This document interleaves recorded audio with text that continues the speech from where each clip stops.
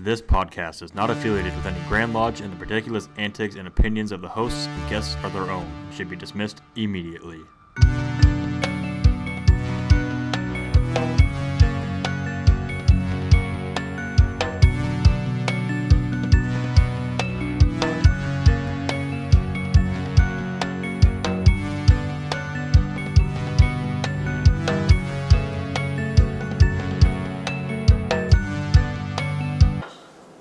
Welcome back to another episode of Studio 357 Masonic Podcast. I didn't even stutter. It's a good start. That is a good start. Just wait, it'll get worse. Real quick, before we get started, we'll shout out to our sponsors, Homer and Handyman Services, local here in Omaha. BricksMasons.com, definitely not here in Omaha. The Insurance Center, Omaha adjacent. Corporal Dagan Page Foundation, Omaha, and MasonGearShop.com. It's in that state that starts with a C and is. Let's not talk about the state. San Diego's a great. Yeah, San Diego's a great place. Great weather. If I could pick up San Diego and move it to Nebraska, I'd live there my whole life. That would be horrible. All right, Jim. You're going to start us off. What have we been up to the last couple of weeks? Oh, shoot. We had something go on this last week. What did we? Oh, we had the capping ceremony at the Scottish Rite where Heath, Joe, and I all got our caps for the fall reunion class. So now we get the bellhop caps, the nice black bellhop caps. Yeah, and Heath actually wore a red velvet tuxedo jacket, and he looked like a bellhop. If you get online, take some looks of it. He Yeah, the Facebook pictures are awesome. Sad I missed that. It was a good time. And actually, you gave a very rousing orator speech. I tried. I spoke from the heart. I gave a speech on the greatest treasure of the Scottish Rite and Masonry, which you missed out, but it was brotherly love, or brotherhood and friendship. And so it was, I think it was, I had compliments because they knew it was from the heart. So. Yeah, it was very good. Thank you. All right. Oh, by the way, we have with us Brother Zach Flott. What have you been up to the last couple of weeks? Nothing much. It's just being secretary of my lodge. Ooh, fun. So, a bunch of collecting all those dues that come in right away, as well as making my naughty list. So it's always a naughty list. Yeah. Masonically, that's what I've been up to. The typical beginning of the year secretary stuff. Mm-hmm. But also, this is my first semester in grad school, so I'm trying to balance the two, which is not fun. Yeah, it doesn't sound like fun. What are you studying?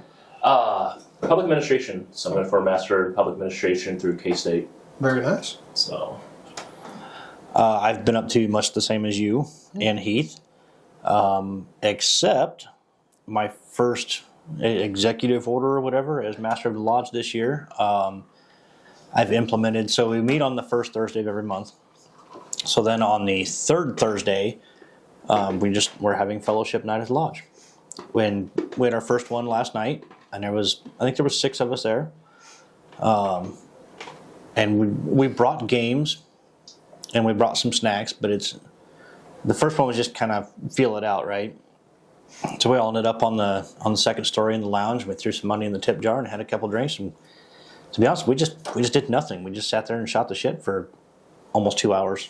It seems to me the best events that I've been to, well, not the best, some of the greatest events I've been to are spontaneous. Mm-hmm. You know, if you try too hard for something like that, it's not real. I figured what every brother needs to get out of it, he'll get out of it. If he wants to go over ritual or practice, catechism or whatever. If he just needs a shoulder to cry on, he needs somebody to go out in the hallway and have a heart-to-heart, then, we can be all things to all people. That's really exciting. I look forward to it. I didn't see it in my calendar, so maybe I didn't get the invite. You didn't, but it is open to all Masons. This first one was just kind of hush-hush. It's one of the secrets of Masonry. We've started at Nebraska and we're doing it on the 4th Monday, so it's the same kind of deal, only we've kind of got a formal thing coming this Monday. It'll be too late for everybody watching this to make it. We're going to do a ladies at the table, so. But yeah, that's a great idea. I look forward to Third Thursday at Scottish Rite in Omaha. At 6:30. We are going to do. We don't really want to make it a dinner thing because then half of your time together is eating. But everybody can feel free to bring snacks or, maybe even a potluck. If you want to bring snacks for everybody, then more power to you.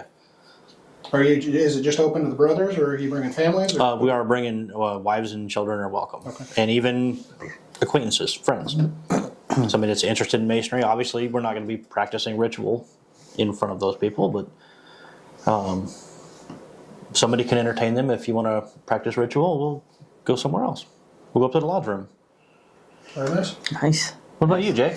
Well, I've been a lot less busy than you guys as far as Masonically goes, but one thing I have been doing is I've been studying the ritual a lot more at home as of late. Good. I want to learn more on the degree side of things, and so I can help our lodge out better, and hopefully maybe learn something that we rely on others for. So I've been working really hard on that, and I think I'm getting better, but we'll see. What part are you studying? Right now, I've started with the senior warden stuff, Okay. everything that the senior warden does, but I'm going to move to some of the bigger degree work if I can in the future. But I want to start small. So I would. Senior warden's the next natural step. Yeah, I don't want to be senior deacon. no, I thought about that. one of us is going to have to learn it very soon. Yeah. I might happen to know a senior deacon that's just about got the middle chamber. Nice. Are you getting close? I'm getting close. Amen. Good Getting job. close. It's taken 3 months plus so far, but I'm almost there. Yeah. See, we've got someone to count on now, right? Oh, look at that! I already had that on there. You gotta say it twice now. Sorry, I'm getting sidetracked. Everybody, just don't. Just listen to another podcast for a second. You'll be fine. No, don't do that. They're used Just to stay it. here and listen to us. Everybody just listens to see what kind of shit show we come up with. So, Jim, you want to tackle the first question real quick while I'm Sure, Zach. otherwise busy? Tell us where you're from, what lodge you belong to, and something interesting about yourself. Okay. So Zach Flott from Crescent, Iowa, which is a little farm town north of Council Bluffs. From Bluff City, 71, over in Iowa, Okay. God's country. So I had to transverse over here with the bad drivers. Ooh. That I'll give you. For those that don't know, there's a little bit of an Iowa-Nebraska rivalry. So All of the trees in Nebraska lean to the east. I'm just saying because Iowa sucks. Or you guys blow. and it Whoa, begins. hey, you're not supposed to turn that around on me. Damn it, that backfired. Not to interrupt you, but that actually brings up a story we've heard time and time again, and I want to get some truth put into it. So I keep hearing that on the Iowa side, they don't have a cipher. You're still doing it from mouth to ear. Is that true? That is incorrect. It's incorrect, okay? Yep, we have a little blue book just like you guys. Okay. I have heard the same thing. Also. But there's significant difference between the two. So All right. Interesting. And has it always been that way? that I don't know. I'm not As far as you know, from Masonic, right? Yeah, I'm not well versed in Nebraska, but every time I come over and visit, it always throws me off a little bit. Okay. No, I meant as far as the cipher. You've had a cipher as far back as you Yeah, know? as Okay. far as I know, yeah. Okay. Well, So we the- just debunked a myth. Yeah, so the ritual is different. Yep. Probably just enough to throw you off, not crazy. Like I'm. Not crazy. It was kind of funny too. When I went through the Scottish Rite, 2019, we had a guy from our lodge do one of the degrees where he had to prove up, Mm-hmm. and he was insistent on doing the Iowa version, which threw Yeah. the degree team off because they didn't know how to respond to it. Oh, yeah. I I haven't- I volunteered for that one, if you remember right, because I was the only one that could remember it. Right. I probably could have. I mean, it's in there. Well, I just marked up too, so Yeah. He had there's just. a difference. How long were you a master before we went to the Scottish Rite? So from August to November. Yeah. But I hadn't marked up yet. I just marked up maybe 2 weeks before we went through Scottish Rites. Yeah, it was pretty fresh for you. Yeah. I was like, me, I don't know. It's been a few years, like 9. I was raised in '09. See, I was So raised about in 10 years. 16. Yeah. I think you know what's funny is John Maxwell was Grandmaster when I was raised, and now he's General Secretary when I became 32nd. So Full circle. and see now his work is complete. He's retiring and moving away because he is, and then he made me class president, which was voted on, right? Yeah, there were Yeah. elections. Voted, told, volunteered, voluntold. You know what I'm saying. All right, so back to Masonry. Zach, what brought you to the fraternity, and what keeps you coming around? So, in short, it can be explained with Hollywood and college frats. I love it. So, In that order? yeah, actually, yeah. Yeah. Actually, maybe college frat, then Hollywood, yeah. So, my first year in college, I was at UNL. Okay. Mistakes were made. Oh! Shots fired. I am a Iowa State fan in Okay. the heart. So, but when I was at colleges, UNL at the time had a great criminal justice program, so that's why I went to UNL, and I joined Sigma Phi Epsilon, Okay. and I loved the whole brotherhood and the rituals they had, and the whole belonging to a secret society with secret symbols and clothing on you. Right. Kind of the mystique of that. Just love that. And after I left college, so I spent 1 year there, then I transferred to UNO. UNO had a Sigma Phi Epsilon chapter there, that which is now or no longer there because of certain practices they've been doing. Okay. We can't tell you they're a secret. Now it's just a lot of drinking. But Have they seen our fraternity? well, that was my next point that I actually made a note to talk about. That was so I went through the college frat first. What year would have this been? 06. 06, okay. 06. Yeah, 05, you're too old, Jim. I'm too old. But my fraternity wasn't at UNL, which was next door to the SIG Apps at the time, but it wasn't around in 2006 anymore. So. Yeah, and then so then left college, and then some movies came out, National Treasure, and Da Vinci, Yep. and all Da that Vinci stuff. Code. And I really wasn't familiar with Freemasonry. Never had it in the family. Was never exposed to it. And I'm like, that's kind of neat. Let's do a little research. Yeah. So I looked them up, found that there was a temple in my city, and it's right at the southwestern corner of the city park. So I'm like, this place has always been here. I always remember this being here, but I did not know this was a Masonic temple. Yeah. So I reached out, and I was invited to Wednesday to meet the brothers there, and that night I put in a petition.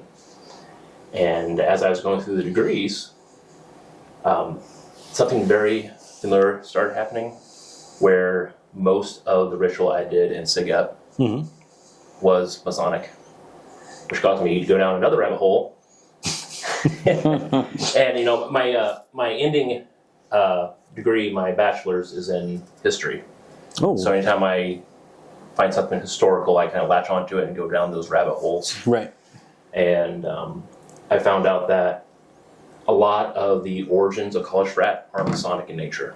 And if I only have exposure to one frat, but per Google, how reliable that can be. Most college frat ritual is very, very similar to Masonic ritual. Wow. Do you have any brothers that were part of your fraternity that you know that has also joined Masonry? No. That's funny because there's a lot of Boy Scout. There's not very much ritual in Boy Scouts, but what there is in Order of the Arrow, and those scripts were written by Freemasons. Yep. And being exposed to numerous degrees, York Rite and Scottish Rite, A lot of the handshakes, passwords, symbolism across Blue Lodge, York Rite, and Scottish Rite is incorporated into Siget. Really? Nice. So That's kind of fascinating. Yeah, that's really cool. All right, so who has been the most influential Mason in your life? I actually have two, and it kind of teeters on how I want to answer that. So one of the pillars of the lodge, John Carlin, is past master. He's a Blue Lodge Mason. He's getting up there in age, has never ventured outside of Blue Lodge. So, but like I said, And there's nothing wrong with it. no, No, absolutely not. But he is, dedicated to the lodge, dedicated to brothers. He's always there with a smile on his face, open, sticking out his hand to everyone, shaking everybody's hand. And I think he just embodies what Masonry seeks to make out of a man. I mean, he knows his Blue Lodge ritual very well. And yeah. Next one would be Mr. TJ Brimfell. So, Who's that? Never heard of him before. I think I may have heard it. my primary interest in Masonry and what keeps me coming around is the fringy stuff. The esoteric, the occult, however you want to describe it. And the more I spoken with him, the more I talked with him, the more I realized it was okay to like that stuff. The lodge I belong to is very traditional, very, this is by the book. You don't want to venture out and look what's behind the curtain type people. Yeah. And the more I spoke with TJ, it kind of opened my eyes to what Masonry can be, which was my primary interest. So That was a really big Okay yawn. over there? A really big yawn I just had. Putting you to sleep? No, I didn't get much sleep last night. It happens about 2 or 3 times a week. So would you say that the major driving factor to take you to Masonry was the esoteric, or was it the historic, or is it a blend of all of that? The primary one was just curiosity, because, like I said, my first exposure to Freemasonry with an actual title and name and knowing that this is an actual club was from the movies, Hollywood. So I didn't know much about the education or the social aspect. Yeah. So I'm kind of one of those people, like, that interests me. Let's give it a try. So knocked on the door, and that was a while ago. See, I knew that my dad was a Mason and a Shriner. Never crossed my mind at all through growing up, until he was in Scouts, and Dave Workman was his Scoutmaster. And after a few years of hanging out together, he's like, "You ever thought about becoming a Mason?" And I was like, "Oh, what the hell's that?" I mean, I knew they were there, but I didn't know, I didn't know what Shriners did. I didn't know what a Mason was. Then come to find out that I'm 3rd generation now, and he's 4th generation Scottish Rite Masons. And it just all kind of had its own way of working itself out. There you go. Are you in any other bodies other than Blue Lodge? If it exists, I probably belong to it. That's the reason you like TJ so much. He's kind of that same way. Yeah, so joined the Scottish Rite back in 19. York Rite was the first independent body that I joined, I think 2017. Went through the lines, and the York Rite. Numerous invitational bodies at York Rite, so the Knight Masons and AMD and the Sovereign College. Shriners. I was part of the Grotto, but I couldn't. The day they met, I could no longer attend. Yeah. So actually, I just admitted this year from the Grotto. So High 12? nope, High 12. I want to. Look, I'm at the point where the only Masonic bodies I wanted to petition and join, they got to have some kind of ritual. Yeah. That's my primary interest.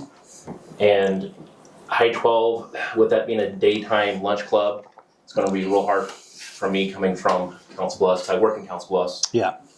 To go wherever you guys are going. Although we are going to have a couple meetings in the evening, we do have one on the 27th of February. So we'll be meeting at Johnny's if you've got any interest. But as far as the esoteric stuff, you're right. There's not much of that. It's not there, yeah. I have a question. I'm sure you do. Go ahead. Do we have to eat at Johnny's? Or can we just go? And just drink. Nobody's going to kick you out for not eating. I almost can't afford the clothes to walk into that place. I've never been, so this will be my first opportunity. All I know is it's expensive. Well, I mean, are we talking like you don't order? Are we talking Johnny's Steakhouse or Johnny's Bar and Grill? The steakhouse. Okay. Just thought I'd clarify. I've never been there either. I heard it's very good. I think that's one of the Caniglia restaurants, isn't it? I believe so. We went once. It was really good. Yeah. It's pricey, but it's worth it.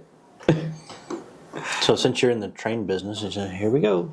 Yeah. Off the rails. Yeah, well, that's fun. It happens. You can always show up and you'll find out how expensive it is.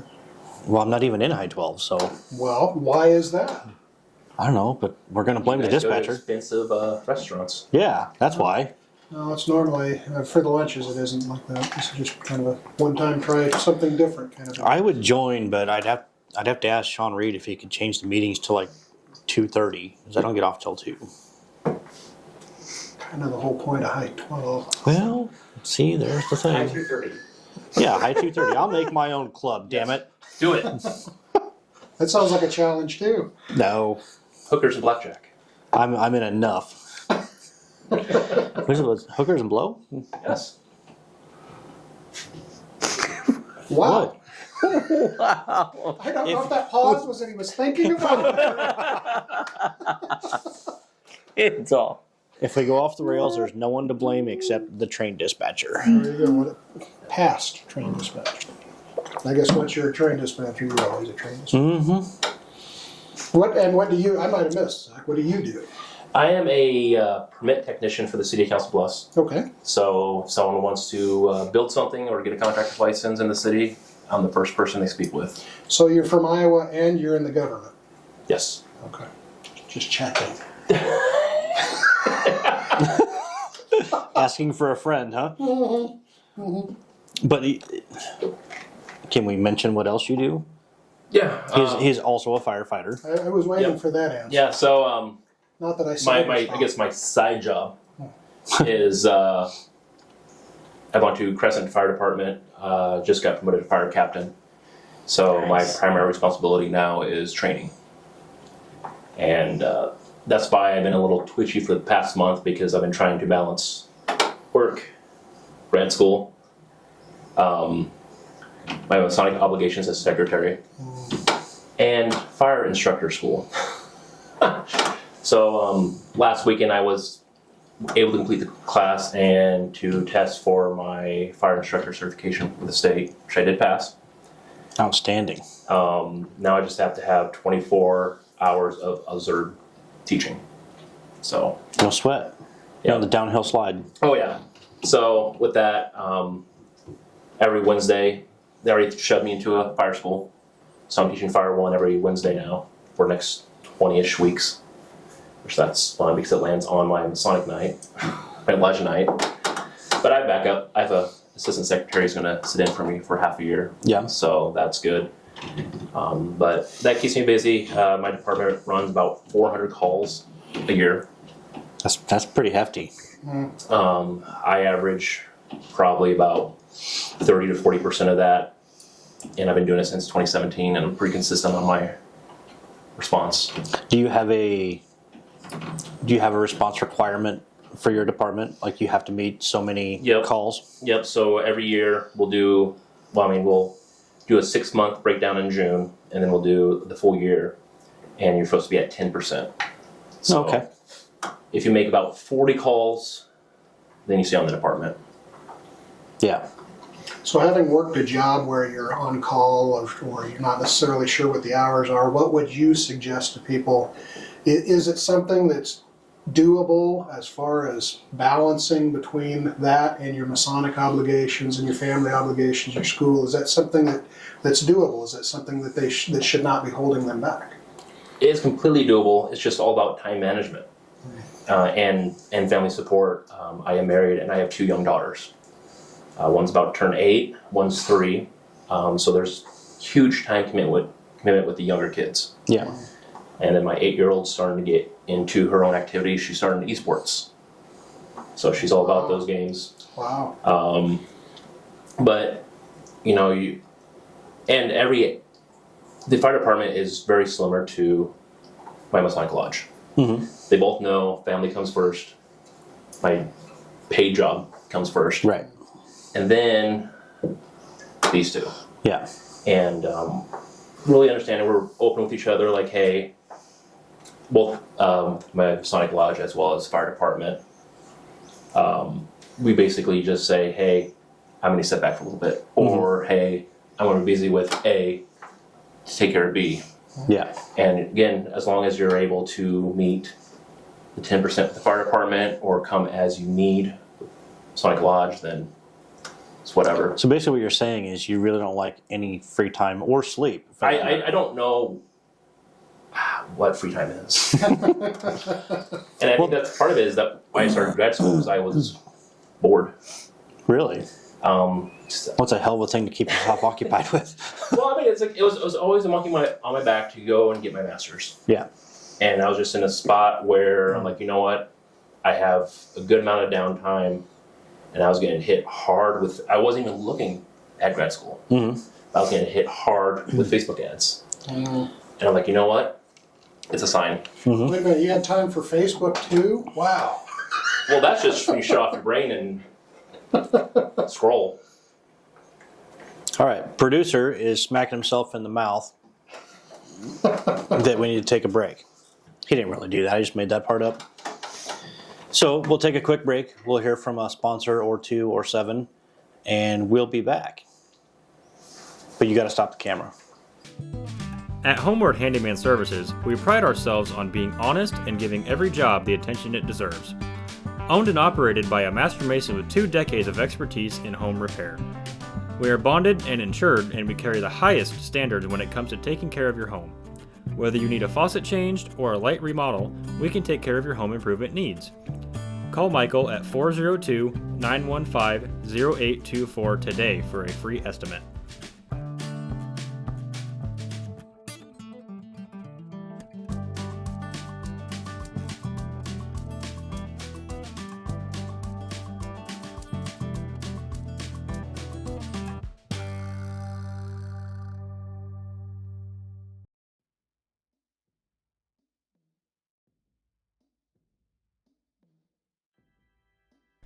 Your one-stop Masonic Marketplace. You are the hero of this journey. We want to proudly stand behind you every step of the way.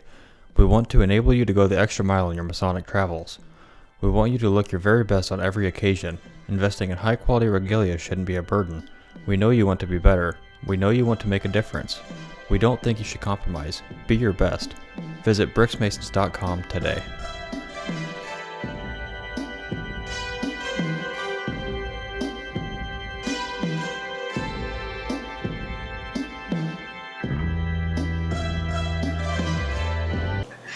Welcome back. Jim got a lot younger and uglier. Yeah. Oh, I mean better looking.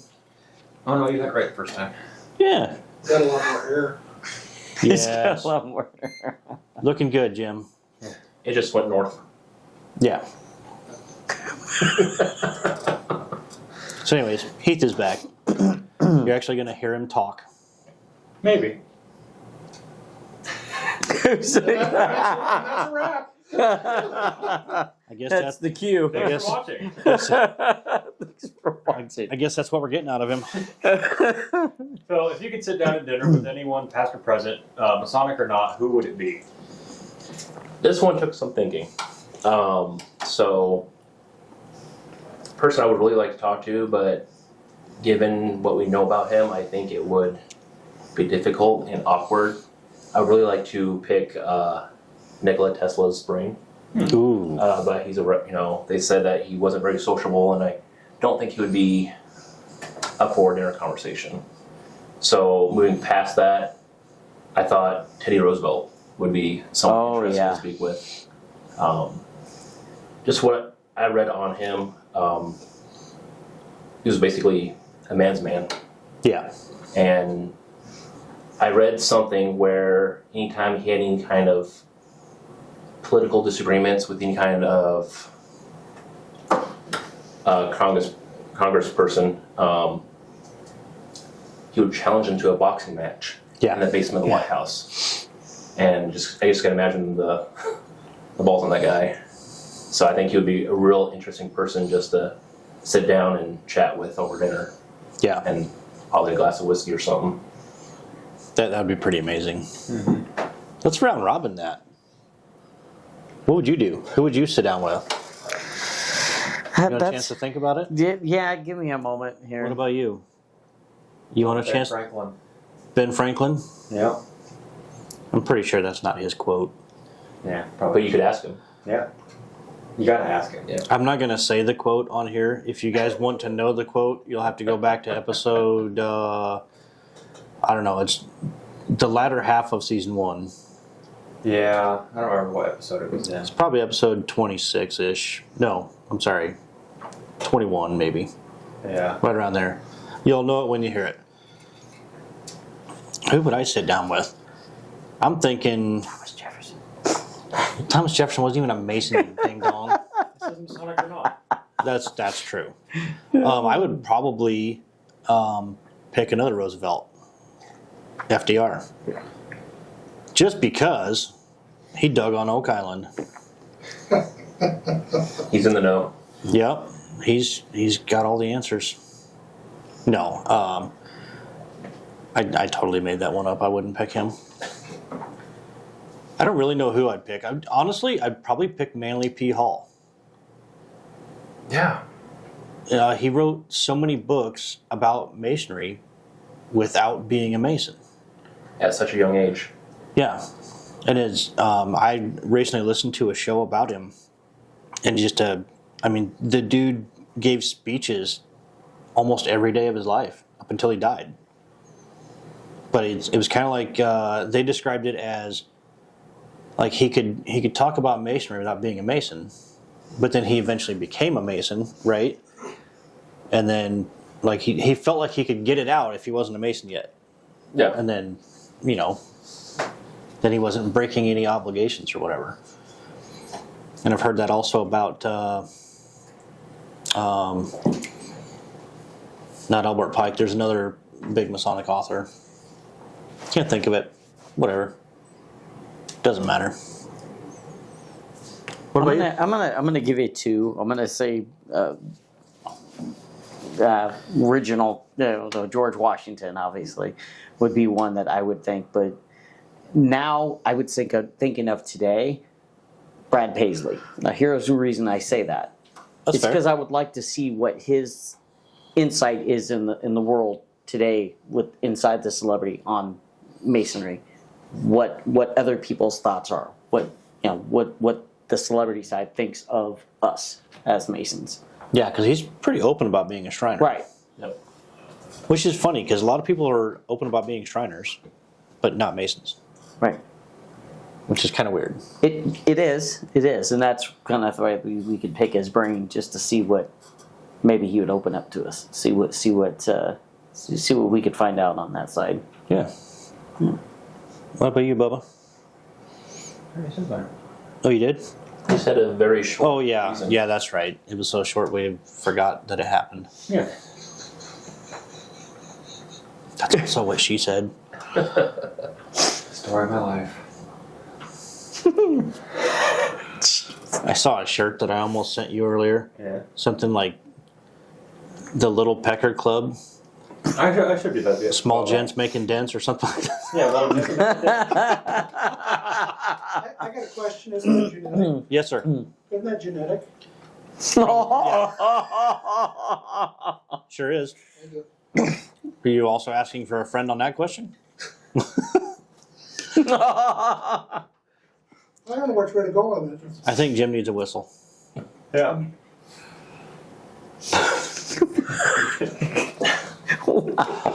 So, Jesus.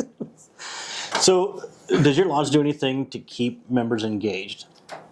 We were really good up to a few years ago. Yeah. Primarily with the younger members. We would always go. It was a little bit funny. They get a little skittish with alcohol in the lodge building. Yeah. In the In building. the building, yeah. In the building. And our where our lodge is at is actually a group of lodges and Masonic bodies, and they made a determination as a whole, there's no alcohol period on property. So to keep the younger members engaged and help with retention, we'd always go for refreshments at a local pub down the street, and that was something I really looked forward to every Wednesday. Yep. But it kind of went by the wayside just because other people got busy. But we have yet to find any kind of re-engagement. Trying to start up a little bit again, but at the other side of the night. So there's a lot of people coming in earlier, and we play a little bit of pool. Nice. So it's kind of a shift a little bit. Yeah. But it's not full swing like it was when we were going to the bar afterwards. But it's getting there. Yeah, I've heard of lodges making game rooms and stuff. It'd be kind of fun. Pool or darts or shuffleboard or something. Yeah, I mean, our building was purposely built for us in the 50s, and it's funny because there's a men's lounge and a ladies' lounge. Really? And I've never seen the lights on in the ladies' lounge. No kidding. But the men's lounge is pool table and books and stuff like that. So. There was talks about converting into a kind of like a movie theater, but that has not gone past talks. All right. So we started this at Grand Lodge and just thought it was a great idea. So we're going to generate a number between 1 and 33, and it's going to correlate to a question that Jason's going to ask you. Okay. We've got question 5. No, I don't know if I could count that high.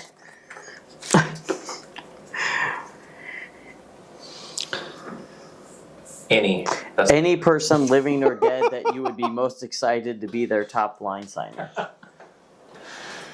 Oh. Does it have to be someone that was eventually a Mason or Nope. No, it doesn't say. If you get top line, sign anybody, past, present, living, dead, whatever. I like my historical figures. So let's go with Manly P. Hall. Nice. So That's a good one. Very nice. Before you get the next question, we got to give a shout out to past master Patrick Smith, who sent me a message that he answered that exact question, and the answer is living, definitely living. Oh, Jesus, Patrick. Kudos, brother. That's great. I'm surprised we got him on camera. It only took a year. Oh, we got to get him on a full episode. I know it. We can work with him. All right, you're in question 20 now. Don't mess up the order. Then I have to get the crayons out and take my shoes off. And what is your biggest Masonic aha moment? aha. not haha. Haha. Besides tonight. Yeah. This is very enlightening. Yeah, it sure is. Probably my biggest aha moment is a couple years ago. I tried to go up to Des Moines to see York Rite Festival as often as I can. Mm-hmm. And it was a couple years ago I went, and they tweaked how they did one of the degrees.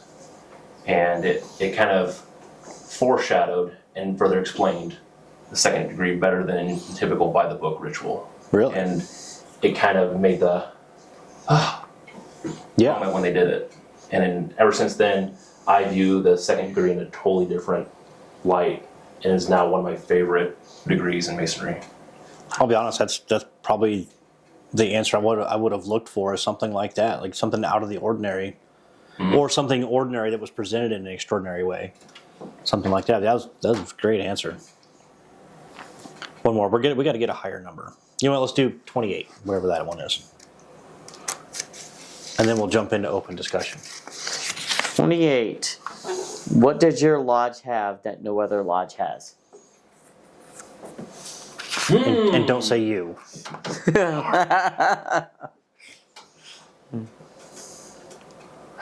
Let's see here. Ooh, tough one. This actually is a tough one. because you don't really know what other lodges have. Yeah. Probably one of the more rare artifacts that we have is we still have I think it's called it's like a projector, but it's with glass slides and candles. Oh, really? Because our lodge is usually we were founded in 1855. Yeah. So we still have a lot of the original artifacts from the late 1800s, early 1900s. That's cool. So. Is it on display somewhere at your lodge? Nope, it's in hidden storage. That's cool, though. That is really cool. Yeah, we were doing some moving things around and we came across the glass slides, and us younger kids were like, "What's this?" And That's awesome. All the other guys are like, "Oh, that's a glass slide. That's how we used to do it." I love it. You should go back to doing it that way. So That'd be amazing. Could be neat as a one-off even. If you guys put on a degree with that, That'd be awesome. that'd be so cool. yeah. All right. Yay. All right, so usually at the end of every show, or towards the end of every show, we do an open discussion. And you've picked a very good subject to speak about. Oh, what was that? Oh, okay. Do you remember what it was? Yep. Okay. Yep. I'll say, I think I still have the email. I can remind you. No, it was the declining membership in both Freemasonry and the volunteer fire department world. Mm-hmm. And because they're both suffering. We're all aware of our membership dwindling in not just Blue Lodge, but all the Masonic bodies across the board. Mm-hmm. And it's likewise so lodges are closing left and right. And it's similar to volunteer fire departments. So, some of the older members talk about back in the day, they would have wait lists of people waiting to get on a volunteer department. It's not like that. Right now, we're barely getting enough people to function. Mm-hmm. My department has about 16, 17 active members. So we have quite a few more booths to fill before we can start waitlisting, which I never see that happening again. Yeah. Likewise with Masonry, I don't ever see it's going to be returned to what it once was. Yeah. I mean, the peak of Masonry coming after the World Wars, I mean, there was such a need for fellowship and belonging. Mm-hmm. In today's society, I don't see anything creating that type of need. No, and there's always talks left and right about Masonry dying, and I don't think it's dying, and I don't think it's ever going to go away. No. We're just going back to the pre-expansion. Mm-hmm. So we got a whole crap of members from World War II. Yep. And now, unfortunately, they're passing away, and now we're going back down to where I believe we once were back in the day. Yeah. I don't mean to sidetrack you, but a lot of the spike during World War II was that they knew, like their parents would have their young men go to a lodge and become a Mason. Like if at all possible, become a Mason, because you're going to get a Masonic funeral, and you're more likely, even if you're overseas, you're more likely if you die to get buried instead of just lost on a battlefield. Yeah.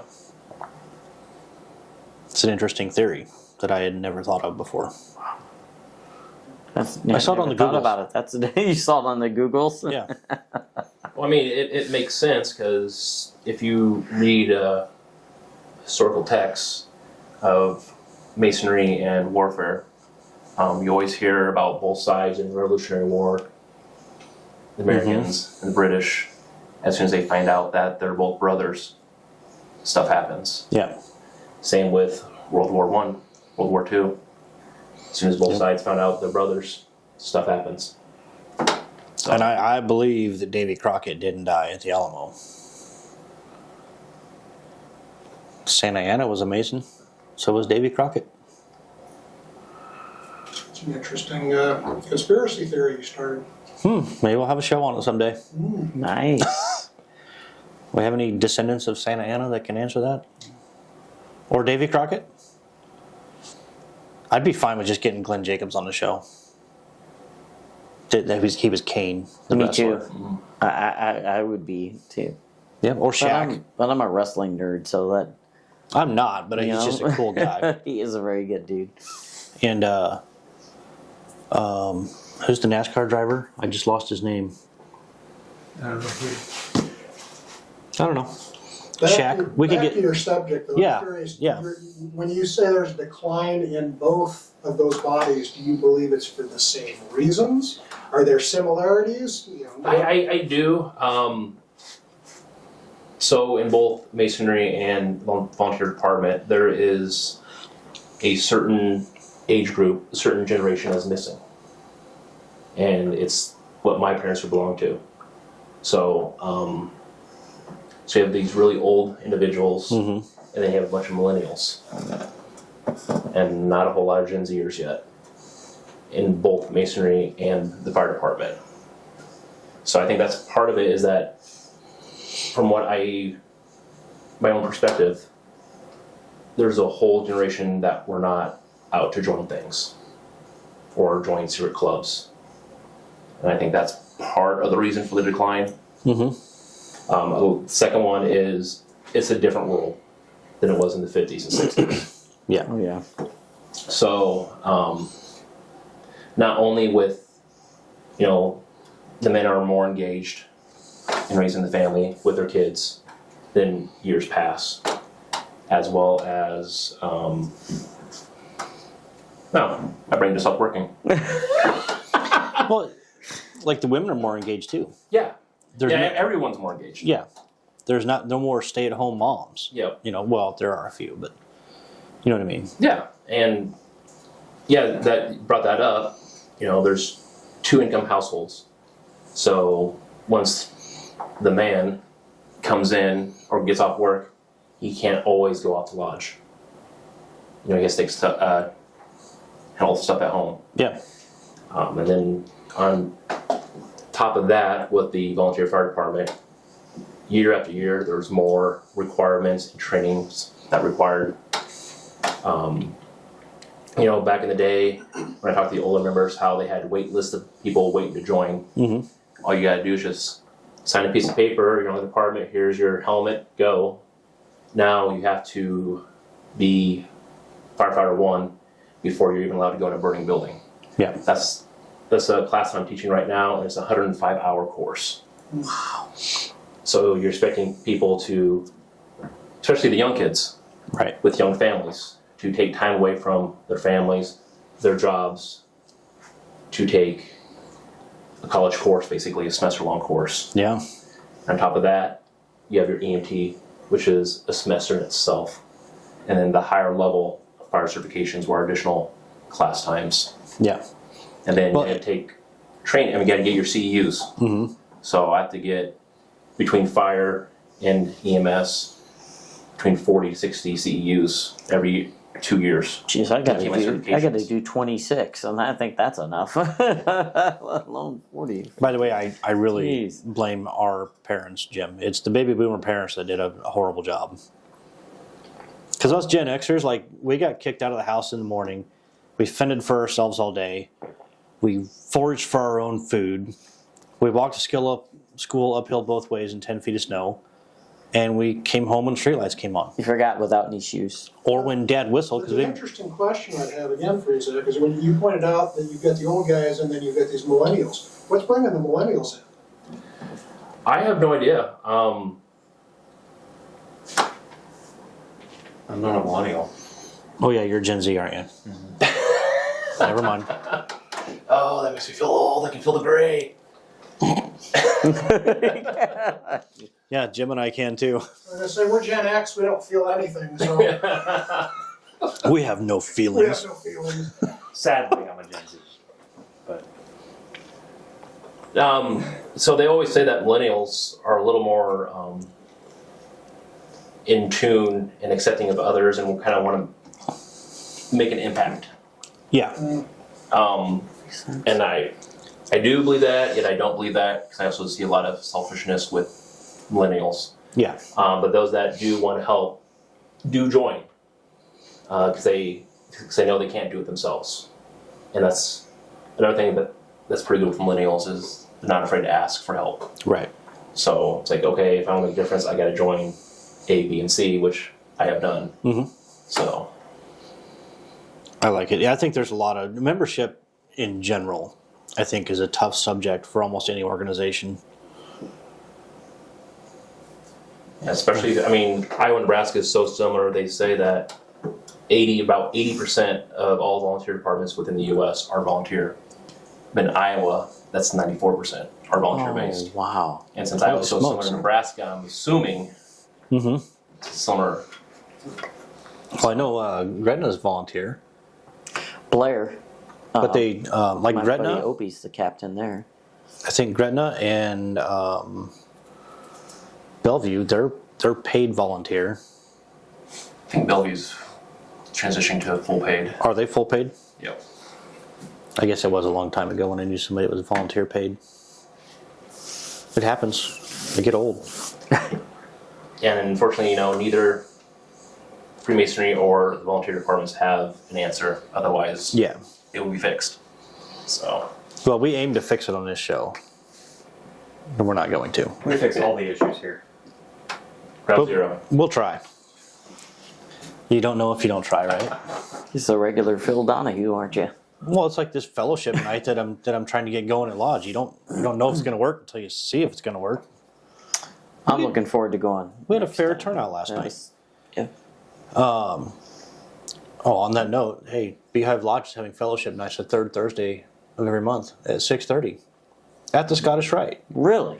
Yeah, I we was can do not anything you aware of want. that. We can practice ritual. We can practice opening. We can just sit and hang out. Practicing ritual sounds like a great idea. Well, I mean, if we have a degree coming up, it wouldn't hurt for Yeah. a couple guys to run through lines instead of, because you hear so many lodges that their guys get together every week, and it's hard for us to get everybody to go downtown because we meet at the Scottish Rite. It's hard to get everybody down there, every week. Yeah. But I mean, we meet every Wednesdays. do you? But with that being said, sometimes when we meet on Wednesdays, we don't get anything accomplished because we all know we always have the following Wednesday. Right. So, I mean, Yeah, this is purely just a fun thing. I'm hoping to get more engagement out of some guys that haven't been to Lodge in a while, and we already have one he's taken a position this year. He hasn't been to Lodge in a long time, and he's going through some stuff. And I talked to him on the phone. I was like, "You really need to be around your brothers." So he took a position, and he was there last night, and he's been at meetings, and so success. Worked with one guy. That's all you can ask for. starts with one. Starts with one. I think it's going to grow. I really do. Yeah, I think so. I think We it's had a a good great time. idea. Yeah, we're gonna. Tyson brought a bunch of games, and James brought some puzzles, and we just leave all the stuff there, and we can do whatever we want. Nice. Let's see the next thing. Tangier, the Tangier Shriners Cruise and Cushions Club is having a comedy night, which I believe you're the president. Yes. You are. I did not know that. No, Keynote I- speaker? no, it's amazing to even wonder looking at this. I know. I've been the president of that club. I know. Much better job. Much better No, job. I didn't do anything. So, anyways, they're having a comedy night at Tangier. Their opening act is Noe Ramirez. Ramirez, Yes. and the headliner is Chris Covey. $20 a person, or a table of 6 for $100. And So it's then basically one person free. yes, correct. And then we will be serving the hors d'oeuvres. The horse divorce. The horse divorce, yes, that's it.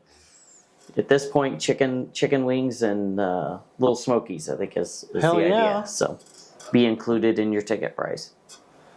Doors open at 6. Show starts at 7, and they will be doing karaoke. The cushions won't, but there will be karaoke available in the green room after the show. I mean, if you tip me good, I might get up and sing for you. I think that should be a requirement. A few songs by the Cushions. And I don't know if anybody in the Omaha area has been to the Tangier Shrine. It's a fantastic place. The lounge has ridiculously cheap drinks. I mean, they're not like $1, but they're not near as expensive as in going out to a local bar. Yeah. The mix, Decently priced. and there's what we call the Shriner pour. If you get a mixed drink, Oh yeah. don't order ahead very many because you won't need them. More importantly, the money goes to a good cause. A lot of the money goes to the building fund. I know in years past, they sell drinks cheap enough. The drinks gets people in the door. Like they don't in a fiscal year, they do not make very much money on the lounge. Yeah. And that's including lunches and drinks. I mean, less than $10,000 a year is usually what they make on the bar. So, pass the savings on to the members. What else we got? Fat Tuesday, like fat. When you say Fat Tuesday, it's not Tuesday, but I resemble the first part of that. I am a Fat Friday. So Fat Tuesday at the Scottish Rite on Friday, February 28th, from 5:30 to 7:30. $35 each, or $50 for a couple. They're having live Cajun music by who, Jim? The Prairie Gators. The Prairie Gators. I've never seen a prairie gator, but I imagine it's pretty. I don't want to see a prairie gator. No. And then they're having Cajun cuisine. I'm not sure exactly what I think the flyer says what they're having. It's Cajun food. It's awesome. Is it real Cajun food? Yes, it is authentic Cajun food. Because you're talking to a Cajun. Oh, really? You might have to check it out. I don't like seafood, so Cajun cuisine's not really my jam. I do like some like andouille jambalaya type of stuff. Hey, I like crawfish. Crawfish is good. I was a wuss and You just took like forever to try it. We went to Louisiana, Holden, Louisiana. I was down there for they had a boil. They talked me into trying it, and now I love it. So it's like, You just like to suck the head. Well, that part I didn't do. Oh, you didn't? No, I that's missed out on like that the best part, right? Yeah. Where all the flavor is. Yep. Yeah. So you have not. That'll be my next step then, instead of just picking the meat off of it.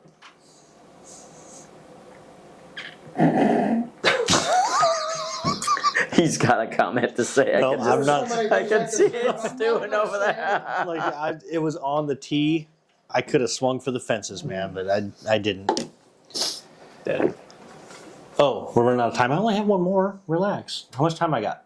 None. None? Okay. We're on TikTok, studio.357. Check us out. Follow us. We've got some content that we plan on putting up there. And hope the camera didn't shut off. And we will see you guys next time.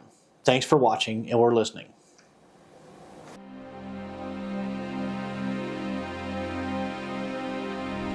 Demonstrate that love never ends through the commitment to support past and present service members, the communities that surround them, and the loved ones of those whom we will never forget. Visit deganpage.org for more information.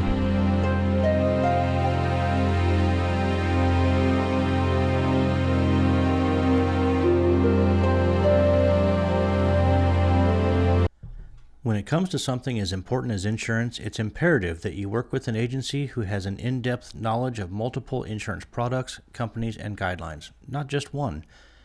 We are completely independent agents, and we work for your best interests. We are Mason-friendly. We have locations in Fremont and Elkhorn. We provide policies for virtually all of your personal and commercial needs, including health and dental. Visit our website at www.theinsurancecenterinc.com. We're available Monday through Friday, 9 a.m. to 5 p.m.